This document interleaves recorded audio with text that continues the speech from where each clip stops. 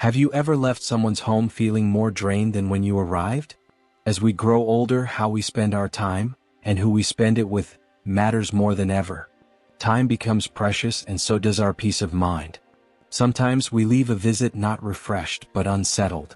It's not always obvious at first. A few quiet jabs, a cloud of negativity, or just an energy that weighs us down. And yet, we often keep returning, out of habit, politeness, or a sense of duty we've carried for years. But here's the truth, not every visit is worth the cost. Some homes quietly drain us, leaving us depleted long after we've left. In this video, we'll gently explore 5 types of people whose homes you may want to avoid visiting after 70. Not to isolate yourself, but to honor your well-being. Because protecting your energy is not selfish, it's wise. Stay with me, and together we'll reflect on how to spend this next season with those who uplift your spirit, not those who unknowingly chip away at it. Let's begin. Number 1. The subtle underminer. When kindness comes with quiet control. Some homes feel warm on the surface, offering you tea, a smile, maybe even a compliment, but deep down you sense something's off. Not hostile, not dramatic, just unsettling.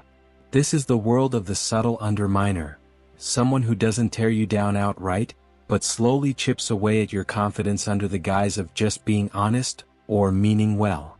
You visit hoping for connection, but you leave second-guessing yourself. Their words are rarely cruel, but they linger. At your age, I wouldn't bother with that. That's nice, but don't you think it's a little late to try something new? You're doing that? Are you sure you're up for it? They smile as they say it, maybe even chuckle. But what stays with you isn't the tone, it's the message. You are limited. You are past your prime. You should play small. And if you hear that often enough, even from people you love, a quiet doubt begins to take root.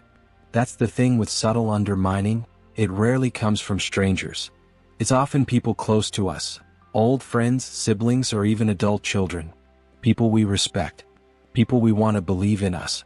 But here's the truth, it's not love if it limits you. It's not support if it makes you feel small. And it's not wisdom if it discourages growth. You have every right, especially after 70, to dream, to try, to learn, and to begin again. You've earned the freedom to explore, not to shrink.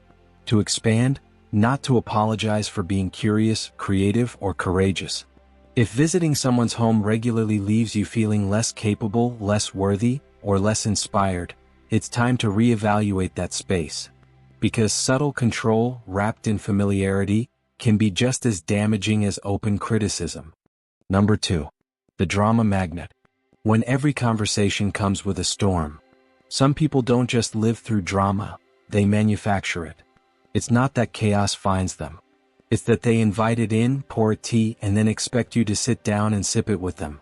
You might stop by for a simple catch-up, a friendly visit. But as soon as you're seated, you're swept into a long, winding tale of betrayal, conflict, or some fresh disagreement they're tangled in. The names change, the situations shift, but the energy is always the same, heavy, intense, and draining. The difficult truth is this: some people are simply uncomfortable with peace. Stillness unnerves them, so they stir the waters. They gossip, they twist facts, they magnify slights, and most of all, they always cast themselves as the victim. You won't just be asked to listen, you'll be nudged to take sides. Can you believe she said that to me? Honestly, I don't even know who I can trust anymore, except you. And suddenly you're not just a visitor. You've become part of the narrative. A player in their personal drama, whether you want to be or not. Even if you try to stay neutral, they'll keep pushing. Subtly, or not so subtly, testing you. Will you nod in agreement? Will you validate their anger? Will you quietly stop talking to the people they've fallen out with? At first, it may feel like loyalty. But in truth, it's a form of emotional manipulation. Here's the most exhausting part: it never ends. One conflict fades and another quickly takes its place. Today it's a neighbor. Tomorrow a cousin. Next week it could be you. And that's the danger of staying too close to a drama magnet. Sooner or later, everyone becomes part of their chaos. You may leave their home with a head full of stories, but none of them your own. You may feel anxious, restless, or agitated without even knowing why. Their constant emotional volatility begins to leak into your peace, infect your relationships, and color how you see the world. Some people mistake this for liveliness or passion. They're just expressive, or they've had a hard life. But the truth is, real friends don't make you feel like you're walking on eggshells. Real friends don't pull you into their battles or expect you to carry their emotional weight. So if visiting someone's home feels more like entering a battlefield than a place of comfort, ask yourself gently, but honestly, why do I keep going back? Because here's what experience teaches us. Peace is not a luxury. It's a necessity. And after 70, peace becomes sacred. If someone consistently brings drama into your life, at the expense of your joy, your clarity, your energy, it's okay to step away. You don't have to explain. You don't have to fight. You can simply choose to preserve your calm and spend your time with those who reflect the serenity you've worked so hard to build. If you've ever found yourself caught in someone else's drama loop, drop a number 2 in the comments. You're not alone, and your story might be a gentle nudge for someone else to reclaim their peace. And if you haven't yet, I invite you to subscribe and turn on the bell. We're building a space here for reflection, clarity, and healing, for people who value calm over chaos and truth over noise. Let's keep walking this path, one peaceful step at a time. Number 3. The chronic complainer. When negativity becomes the uninvited guest. We all know someone like this. No matter the weather, no matter the occasion, there's always a cloud hanging overhead, and it seems to follow them wherever they go. You step into their home, and before you can even take off your coat, you're met not with warmth but with a sigh. My back is killing me today. Or, the world's gone mad, have you seen the news? Sometimes it's subtle, sometimes it's overwhelming, but it's always there. A steady stream of complaints, worries, and grievances that never seem to run dry. At first you might try to be kind, to listen. After all, we've all had our tough days, and it's only human to need someone to talk to. But here's the difference.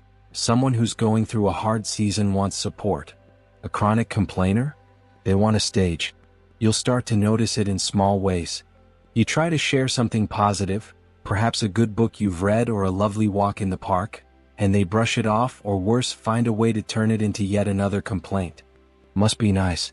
I haven't had the energy for a walk in years. Or enjoy it while it lasts. Nothing good ever stays. And before you know it, you've spent an hour, or an afternoon, sitting in their pain, their pessimism, their unwavering belief that the world is against them. You leave their home not just with your own thoughts, but with theirs echoing in your mind. You feel heavier, maybe even resentful. And a quiet voice inside whispers, "Why do I feel so drained?" Because negativity is contagious. It seeps in slowly, like a draft through a crack in the window.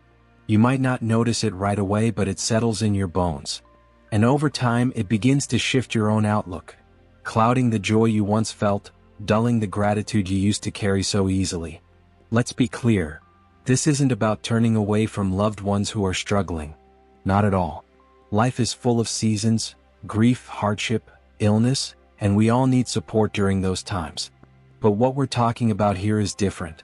This is about individuals who have chosen to dwell in negativity, who resist hope, who reject solutions, and who, intentionally or not, drain the people around them.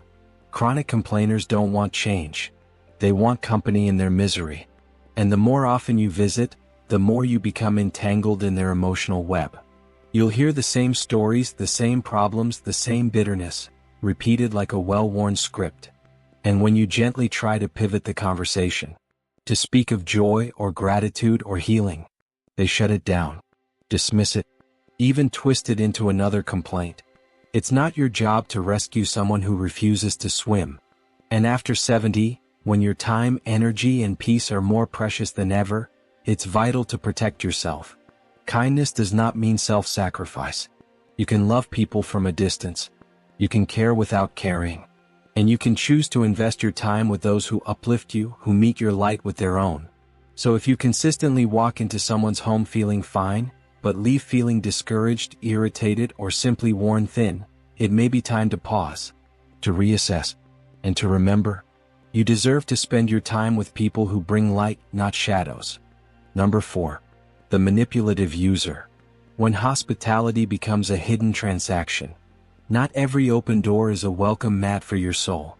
And not everyone who invites you into their home is doing it because they value your presence. Some people, often subtly, sometimes sweetly, only want you around when it suits their needs. They don't call to check on how you're doing. They don't invite you over to simply share a cup of tea or a heartfelt conversation. Instead, there's always a reason, a favor, a task, a hidden ask wrapped in a smile. At first, it may feel harmless. Maybe you're helping them pick up groceries or giving a hand with the television remote. You don't think twice, because helping feels like the right thing to do. But over time, something begins to shift. You notice that your visits have turned into errands. Your presence has turned into service. And the warmth of true companionship is missing. These individuals don't always make demands outright. That's what makes it so hard to see. Instead, they manipulate through guilt, flattery, or emotional pressure. I don't know what I'd do without you, they might say. Or, you're the only one I can count on. And those words, soft as they sound, carry weight. They can make you feel responsible for someone else's loneliness, helplessness, or disorganization. Before you know it, you're pouring your time and energy into someone who gives very little in return. Here's what's crucial to understand. Real friendship is reciprocal. Real family bonds are rooted in care and mutual respect. It's a give and take, a rhythm where both people show up for each other. But with a manipulative user, the rhythm is broken. You give, they take. And the more you offer, the more they expect. The most telling sign is how they react when you say no. Try it just once. Decline the request gently, set a boundary kindly, and see what happens. Do they accept it with grace? Or do they sulk, guilt trip, or lash out in subtle ways? If saying no leads to tension instead of understanding, you're not in a relationship. You're in a quiet transaction. It's tempting to justify this behavior. Well, they don't have anyone else. That might be true. But ask yourself this. If the roles were reversed, would they show up for you? Would they go out of their way to help you without needing something in return? If the honest answer is no, then it's time to pause. You are not being cold. You are not being selfish. You are simply recognizing that your time, your kindness, and your presence are not resources to be mined, they are gifts to be treasured. After 70, life should be about connection, not obligation. You've spent decades caring for others, raising families, managing households, supporting loved ones. Now, more than ever, it's time to protect your energy and choose relationships that fill your cup rather than empty it. If you walk into someone's home and consistently leave feeling unappreciated, used, or emotionally burdened, that's a sign. A sacred whisper from within, you deserve better. If any of this feels familiar to you, I'd love for you to type number 4 in the comments. Your story might be the nudge someone else needs to speak up, or to step back with grace. And if you haven't already, feel free to subscribe and tap the little bell. This way you won't miss the next part of our journey, one that honors your peace, your wisdom, and your well-earned joy. Thank you for walking this path with me. Let's keep going together. Number 5. The negative nostalgic. When the past becomes a cage instead of a comfort. There's something beautiful about reminiscing, about looking back at the winding paths we've walked, the faces we've loved, and the moments that shaped us. But for some people, the past isn't a warm place to visit. It's a bitter one they never left. These are the folks who live wrapped in stories of regret, resentment, and what could have been. When you visit their home, you rarely talk about the present. Instead, the conversation drifts back, again and again, to disappointments, betrayals, and how life never quite treated them fairly. At first, it can seem innocent. After all, we all enjoy a bit of nostalgia now and then. But this isn't storytelling. It's rewounding. They speak not to reflect, but to relive. Not to remember, but to reopen. And slowly, without realizing it, their pain begins to color your thoughts too. You might sit and listen out of love, out of patience, out of habit. But when you leave, you notice something subtle has shifted. Your heart feels heavier. Your mind drifts to your own past. Old regrets, ones you thought you'd made peace with, start bubbling up again. That's the quiet influence of the negative nostalgic. They don't just revisit the past, they invite you to stay there with them. And if you're not careful, you may begin to see the world through their lens. one of missed chances, fading joy, and a belief that the best is already behind us. And they don't stop at their own memories. They'll say things like, "Nothing's like it used to be," or "This world's falling apart," or even, "Getting old just means losing everything one piece at a time." But here's the truth. Getting older also means gaining perspective, wisdom, and a deeper appreciation for what remains. It means choosing to carry the past with reverence, not with resentment. To honor what we've lost without losing sight of what we still have. No one's saying you should avoid those who've had hard lives. Not at all. But there's a difference between someone who shares lessons with grace and someone who clings to pain as their identity. After 65, your world deserves to be filled with people who still look forward. People who believe that life, though different, is still rich with possibility. People who can laugh, love, and dream, even now. So if visiting someone's home constantly leaves you feeling discouraged, doubtful, or disconnected from your present joy, it might be time to ask yourself gently, are they honoring the past, or trapped in it? And are they pulling you in too? You have the right to protect your spirit from quiet hopelessness. You have the right to choose hope even when others don't. And you have the right to fill your days with light, not the long shadow of what's already past. Final thoughts. Your time is sacred. Choose peace over obligation. If you've made it to this point, I want to thank you, from the bottom of my heart, for giving yourself the gift of reflection. We've talked about 5 kinds of people whose homes may no longer be safe spaces for your spirit. Those who constantly complain, who use your kindness for their gain, who stir up chaos and pull you into drama, who can't let go of the past, and those who slowly, quietly make you feel small. Each of these relationships carries its own weight, and it's not easy to acknowledge that even familiar faces, even loved ones, can unknowingly drain us. But here's something I want you to remember. Your time is not something to be filled, it's something to be honored. Your energy is not endless, it's precious. And your peace of mind is not selfish, it's sacred. After 70, you've earned the right to walk away from what no longer uplifts you. To say no without guilt. To choose joy without apology. To surround yourself with people who listen deeply, love kindly, and celebrate who you are, not who they think you should be. You are not being difficult for setting boundaries. You are not being unkind for protecting your heart. You are simply choosing to live the years ahead with intention, clarity, and grace. So take a moment now, breathe and ask yourself, who fills your cup? Who empties it? And who deserves a place in the sacred circle of your time? If this video has spoken to you in any way, I invite you to share your thoughts in the comments. Whether it's just a "still here" or "this really hit home," your words can offer comfort to someone else walking the same path. Comment final 5. If you've been with us through the entire series, let's see how many of us are choosing peace together. And if you haven't subscribed yet, I gently encourage you to do so. Tap the bell to stay connected.